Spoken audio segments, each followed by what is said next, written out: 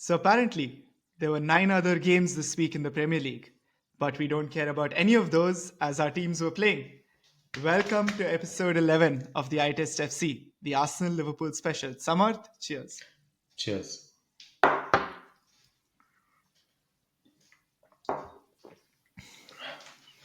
So let's get into the thick of it. A quick start for Arsenal with the SAKA goal. How do we feel about that?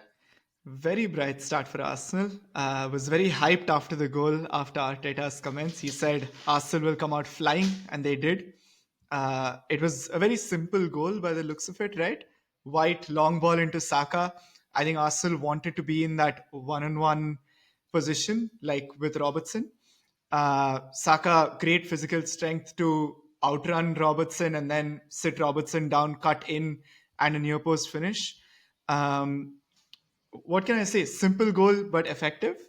Also, very different non Arsenal goal where it wasn't like 40 passes to score.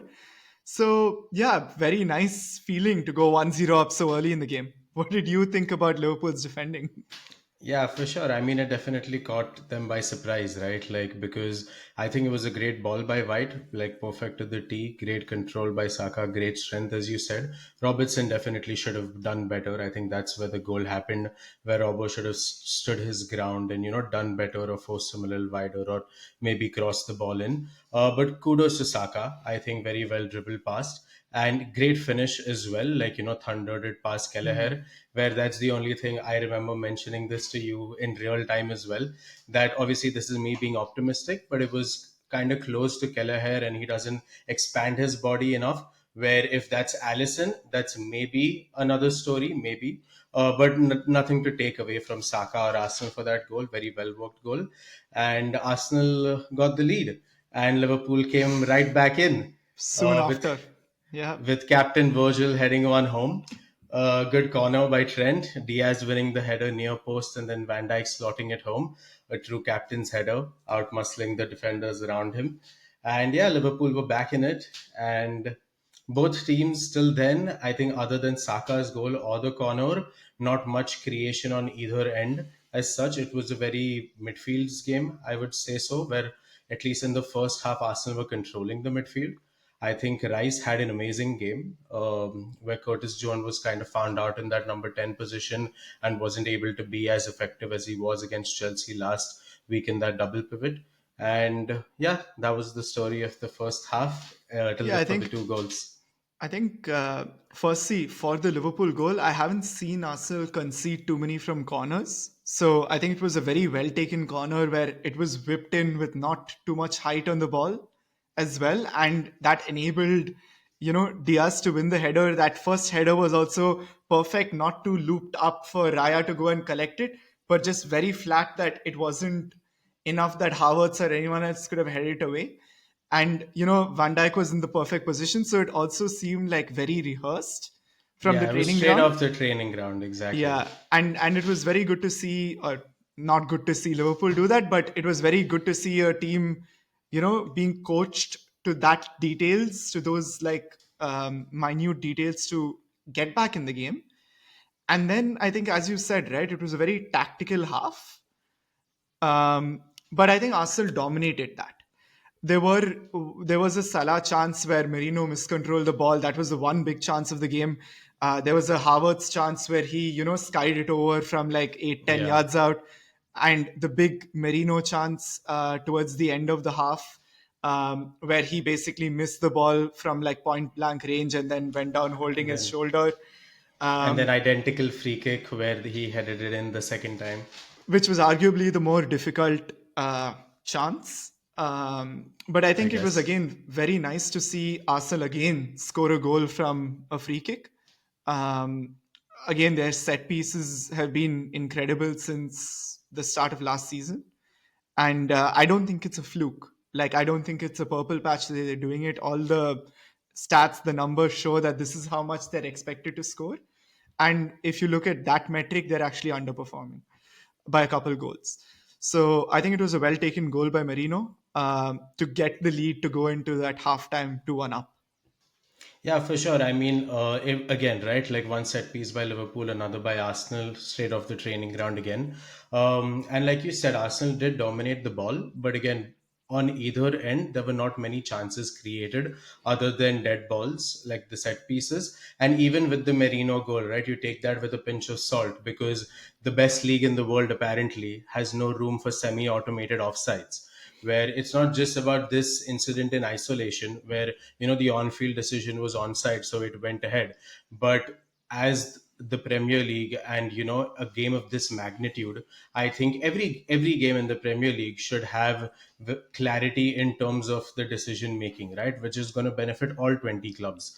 So again, that was a Merino goal. I'm not, like I said, we stick to the on-field decision, but this was one of those cases that could have gone either way. And to just get more clarity and more black and whiteness in the situation, I just don't see what excuse the Premier League has to not have semi-automated offsides. Yeah, the technology is available. Yeah, It's been successfully implemented in the World Cup, in the the Euros, Champions League. the Champions League. There is no reason why you cannot have this in the Premier League. Yeah. In fact, the Premier League wanted to implement it during these international breaks in October or November, and I've heard that that's postponed to 2025. It's I mean, just it's just excuses. it's excuses. It also builds into the narrative that the Premier League, the referees want to control more of the game. For sure, for sure. But coming back to the game, I think at least in the first half, Arsenal deservedly so were ahead going into the break. And then, coming to the second half, where I think it was a completely different game and it was just all out Liverpool. um, where Yeah. it's I just don't think Arsenal really created much at all. If anything, with a 2-1 lead at home going into the second half, they were sitting deep from the 46th minute.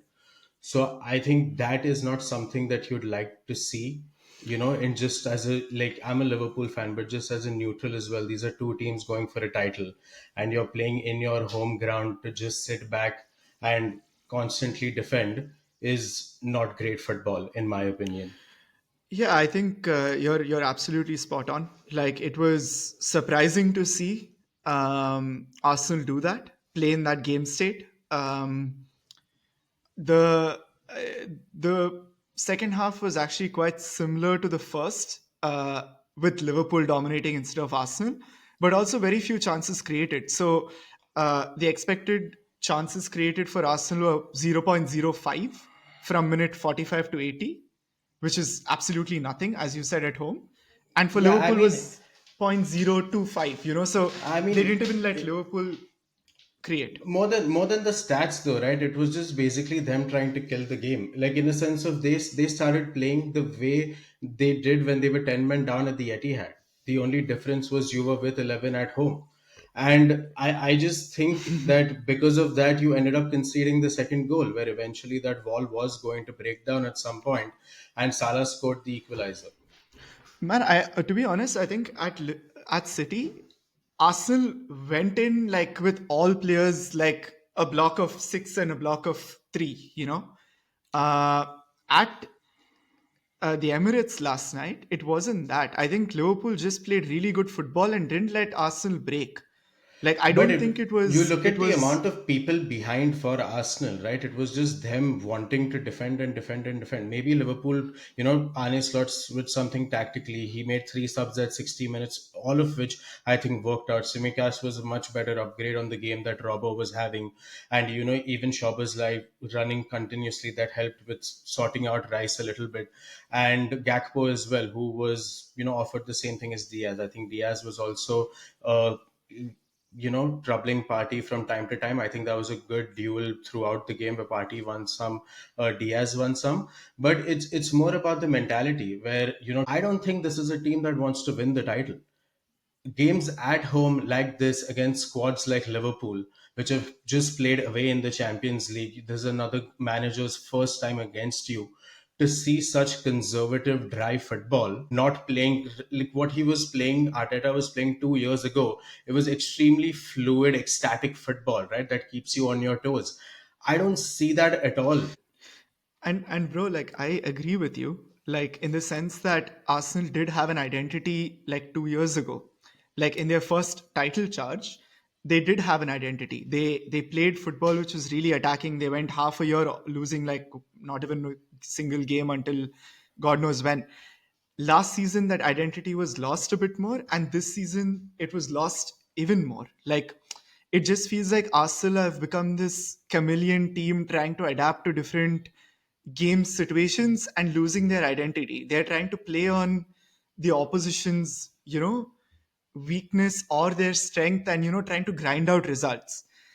Now, I genuinely don't know why that is. I don't know. I don't even want to blame like half the team being injured, because even the beginning of the season they You were had doing two the same thing. injuries. Like even in the beginning of the season they've been doing the same thing. Like It's the overall mentality because 2 years back, the Arsenal that entered the pitch, Arteta didn't really play any shenanigans. He just wanted to go in and win a game of football. This entire week, he has run this narrative of Saka and Timber not being in train, and Arteta comes off as the dude who would actually get Saka and Timber to be go inside when the cameras are rolling. That's the dude he is. And I mean, I wouldn't put it past him, is what I'm saying. Because Saka did start, Timber did start, yeah, yeah, and but Timber Saka was in looked training. fully. Timber was in training. Sure. What I'm saying is Saka looked fully fit. So this entire narrative that he built up throughout the game, Arsenal were essentially without who? Calafiori and Odegaard. And Liverpool were without. Saliba, Calafiori, That's not an Odegaard. injury. That's not an injury. That is on Saliba's negligence of what he did last week. Sure. So Arsenal had two players. Injury hit. Arsenal had two players away. Liverpool didn't have Alisson or Jota. And Yeah, that's with okay. Harvey Elliott and Chiesa out too. And nobody, that's what I'm trying to Yeah, say. It's bro, the but narrative, right? you Have you you seen one Liverpool fan mention anything? We don't do these sort of nonsense yeah, as bro, but bits, it's not right? it's not like that. Like I don't understand why you're getting triggered by it. My saying, even Sure. despite whatever injuries, even in the beginning of the season with a fully fit squad, Arsenal found a way to win games, but it was still like chameleon football. Like the identity was lost. That's what I'm trying to say. So Fair I don't enough. understand why that is. And I really want to know like what Arteta is trying to build, whether it's trying to look into the Champions League to be flexible from the mistakes of last season. In the league, they were flat in some games.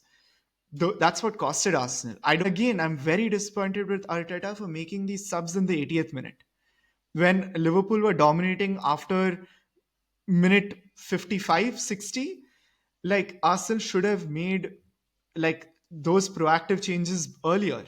Martinelli was shit all game. Like he had Yeah. the ball a lot, he was creating a lot, trying to do all of that, but he didn't have any end product. Like he didn't get past Konate or Trent even once. So why did Arteta wait so long? So there were players on the bench who could have come in and made that difference. Sterling didn't even play. Yeah. Like find a way to win at home against Yeah, I any team. agree. And here's the thing, look man, I'm talking about this as an Arsenal fan, where this is the best Arsenal team I've seen in my life, because I've started watching football in 2009.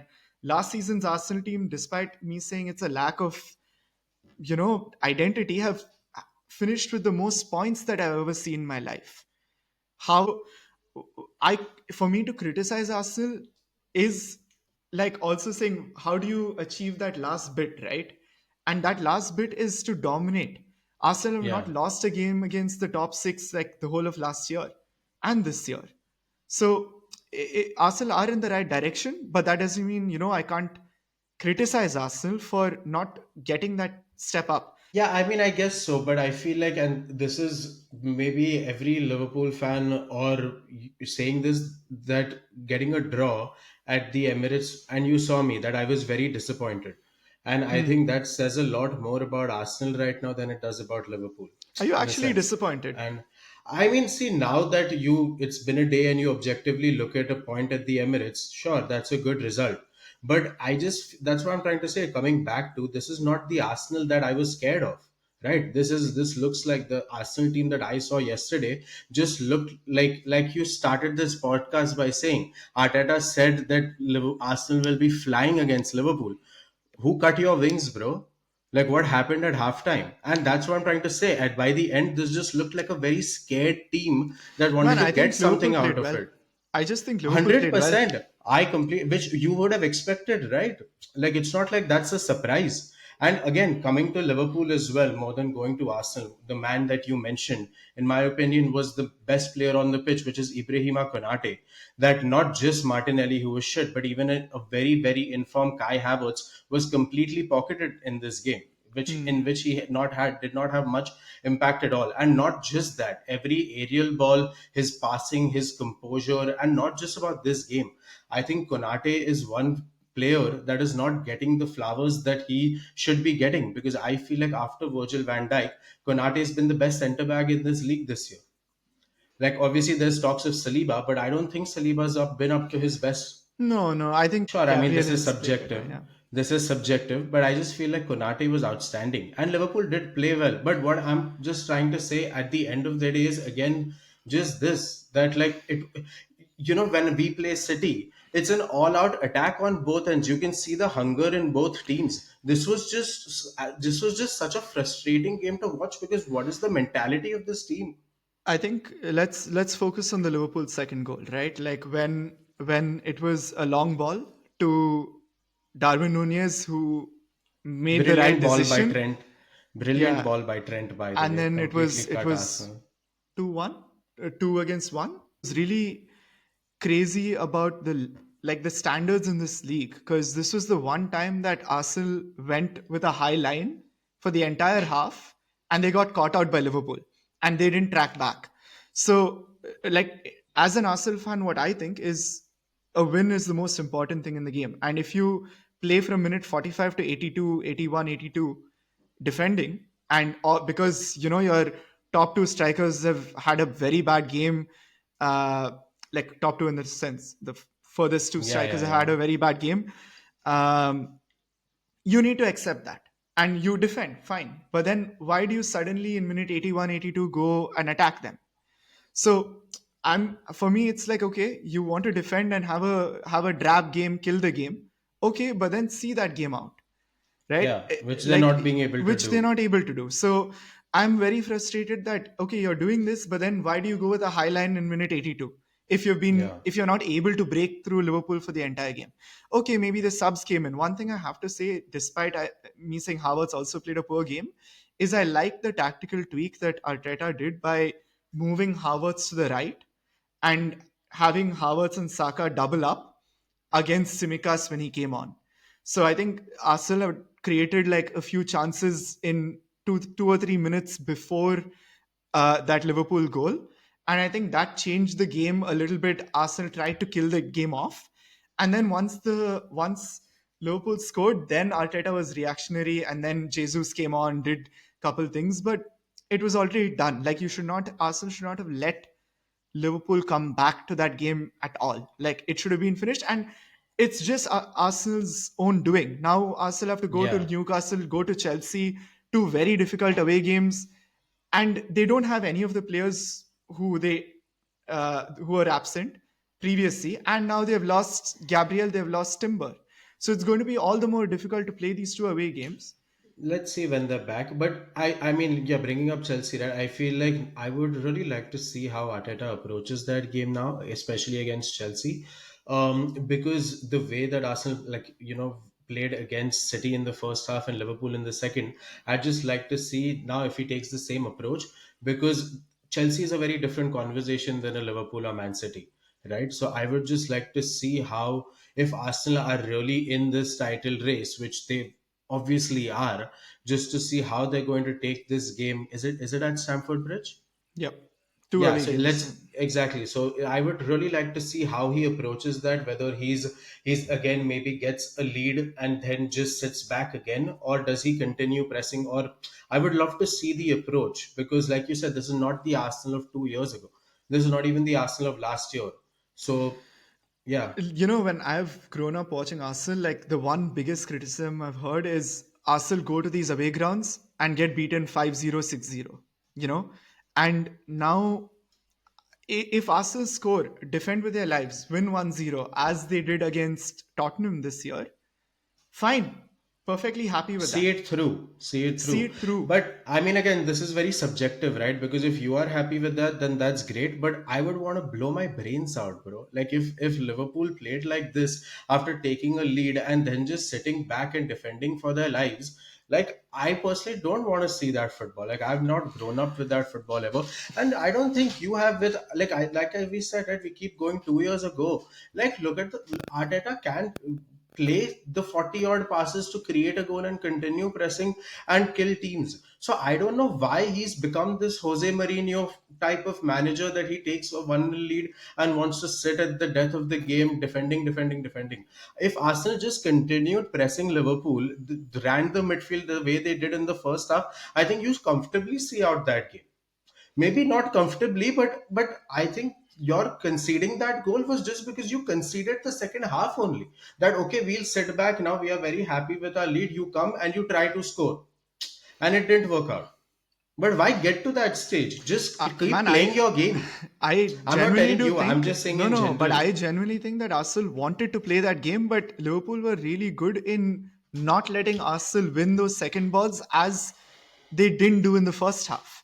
I don't think Arsenal's game plan shifted. I didn't study enough what tweak happened in the second half, but Liverpool never let Arsenal win the first ball, and if Arsenal won the first ball, Liverpool always won the second ball. So Arsenal never had that outlet to get out. Havertz missed a couple of it was so frustrating. He controlled the ball, held on to it for too long, lost that pass. And when he played on the right, Trossard was in the middle, and I think that balance is just not there. Liverpool did really well to see that game off. Again, Van Dijk, Konate had an amazing game.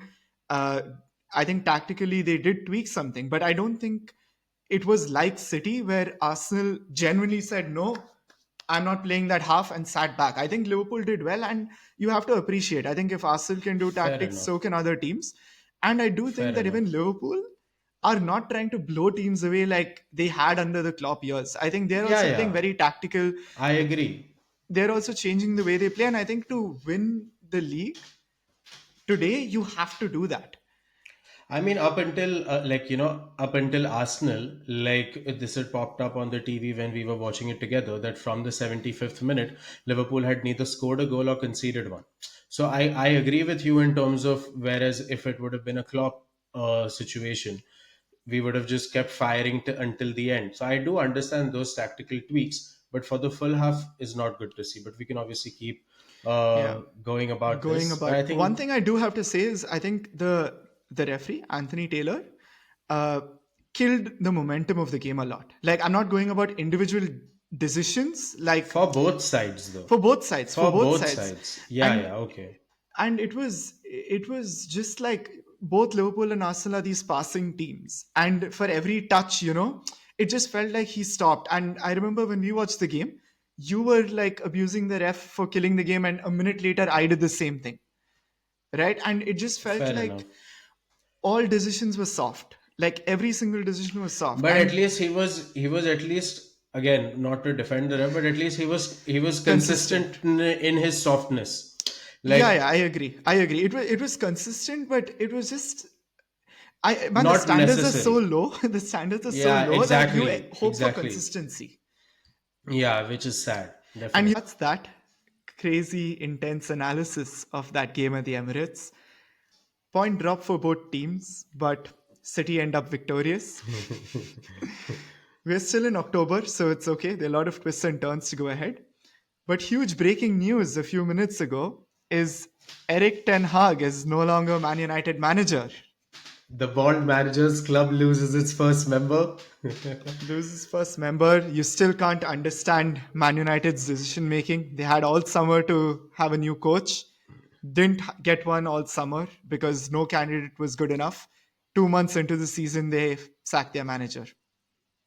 Make it make sense, Samarth. Make it make I mean, can sense. you blame them though? Because right now, I think I'd do a better job as United manager. 14th in the Premier League, just losing again this weekend. I don't think they had any other choice. It's just now for the new man to pick up. It's the same circle once again of trusting the manager, Yeah. him maybe having a purple patch, losing again. Yeah. It's same old at United. Yep. Same old. But they have a big game against Chelsea coming up. For sure. An informed Chelsea. Inform Chelsea. Let's see how Van Nistelrooy or if they get someone else, how they fare. But until next week, See you guys.